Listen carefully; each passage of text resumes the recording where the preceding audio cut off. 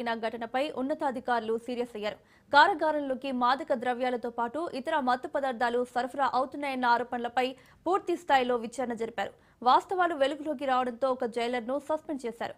Central జైల్లో గుప్పమన్న గంజాయి ఘటనపై మరింత సమాచారాన్ని మా ప్రతినిధి నవీన్ అందిస్తారు.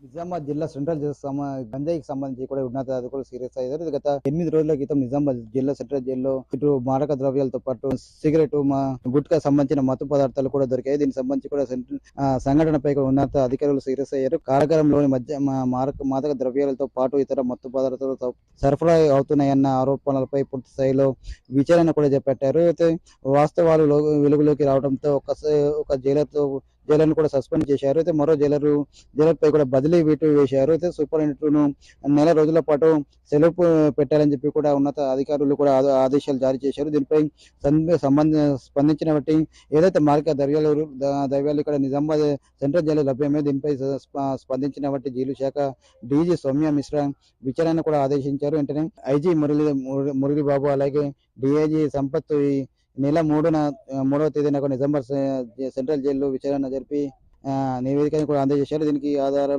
ఆధారంగా నిజామాబాద్ జిల్లా జైలర్ ఉపేంద్రను కూడా సస్పెండ్ చేస్తూ డీజీ ఉత్తర్వులు కూడా జారీ చేశారు. వరంగల్ సెంట్రల్ జైల్లో పోస్టింగ్ లో ఉంటూ నిజామాబాద్ జిల్లా జైలర్ ఉపేంద్ర సస్పెండ్ చేస్తూ కూడా డీజీ ఉత్తర్వులు జారీ చేశారు. వరంగల్ సెంట్రల్ జైల్లో పోస్టింగ్ లో ఉన్న నిజామాబాద్ జైలర్తో అటాచ్మెంట్ కి కింద పనిచేస్తున్న జైలర్ సాయి సురేష్ హైదరాబాద్ కు బదిలీ చేశారు. నెల రోజుల పాటు సెలవు పెట్టాలని కూడా ఇప్పటికీ సూపరింటెండెంట్ దశరథ్కు ఆదేశాలు కూడా జారీ చేసినట్లుగా సమాచారం. అయితే డిప్యూటీ సూపరింటెండెంట్ అనంతరావు కూడా ఇన్ఛార్జి సూపరింటెండెంట్ గా బాధ్యతలు అప్పగించారు.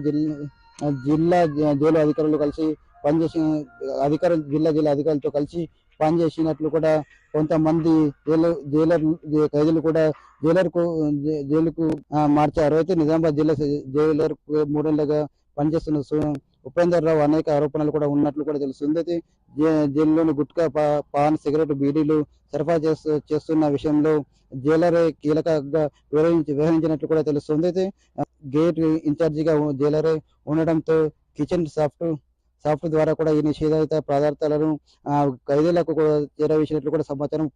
ఉపేంద్రరావుతో పాటు మరో జైలర్ గా పనిచేస్తున్న సాయి సురేష్ అనేక మాదక ద్రవ్యాలకు అక్రమాలకు పాల్పడుతున్నట్లు కూడా ఆరోపణలు ఉన్నాయి. ఇటీవల జైల్లోకి గంజాయి ప్యాకెట్లు రాగా ఈ విషయంలో జైలర్ కు ఉపేంద్రరావు 2 ఖైదీలకు చితగా బాధారు.